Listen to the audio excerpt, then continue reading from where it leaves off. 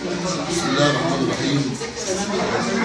أتوجه بكل شكري واعتزازي للسيد الأستاذ طارق ناظر المدرسة على المتابعة الجادة الفعلية معنا كمدير لإدارة المدرسة، كما أتوجه بالشكر للسادة أعضاء هيئة التدريس جميعا على الجهد المبذول لسير المنظومة التعليمية في المدرسة، كما أتوجه بالشكر أيضا للأستاذ محمد رمضان على جهده المبذول على موقع المدرسة الفعال، كما أتوجه بالشكر للأستاذ أحمد الشملي والأستاذ صالح شعبان.